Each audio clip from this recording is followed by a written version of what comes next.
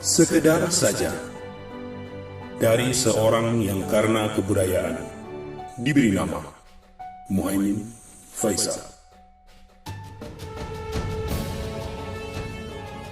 Hakikat hidup saya sebenarnya adalah proses penyadaan diri. Sebagaimana kita diajari la ilaha sebelum illallah. Karena itu saya senantiasa menghindar dari upaya-upaya untuk eksis. Pada episode akhir kehidupan, kita tidak akan kuasa untuk menghindar dari sebuah kenyataan bahwa sesungguhnya yang kita butuhkan adalah esensi, bukan eksistensi. Tetapi hakikat dan syariat senantiasa melahirkan peradaban.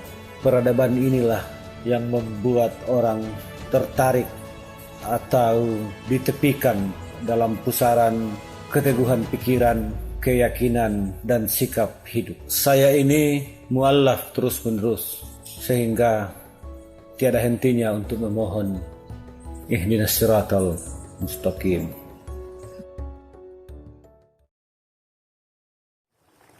Saudara, sahabat, dan guru-guru saya dimanapun Anda berada, Assalamualaikum warahmatullahi wabarakatuh. Atas perkenannya, air menjadi awal dari segala penghidupan. Air menjadi sumber kehidupan. Darinya hidup itu berawal. Dan kepadanya segala yang hidup menggantungkan harapan.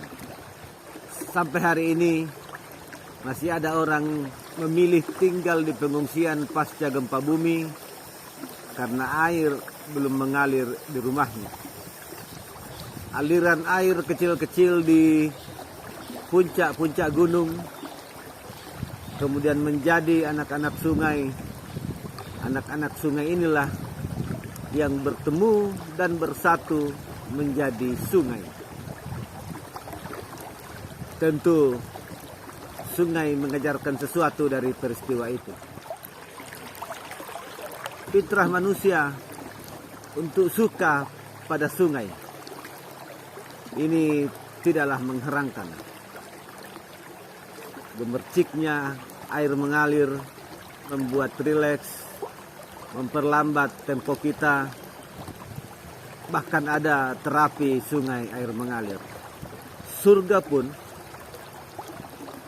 yang di dalam Al-Quran dikatakan jannatin tajri min tahtihal anhar, menggambarkan keindahannya di bawahnya mengalir air sungai. Walaupun bagi saya surga bukan soal tempat, surga itu soal rasa. Jadi kalau berbuat baik saja titik, tanpa koma, tanpa berharap ini dan itu, karena tak perlu menunggu mati untuk menikmati surga, atau tak perlu menunggu kehidupan lain untuk berharap surga. Air sungai juga terus-menerus bergerak. Dia dinamis dan senantiasa mengalir dari tempat ketinggian ke tempat yang rendah, senantiasa merendahkan diri. Dia berproses bertemu dengan muaranya, bertemu dengan laut, melewati sekian banyak peristiwa, digosok oleh bebatuan, menghantam bebatuan, tetapi terus mengalir sampai ke muaranya, dan dia rela menghilang atau menyedarkan diri ketika telah bergabung dengan air laut. Dia tidak lagi dikatakan air sungai.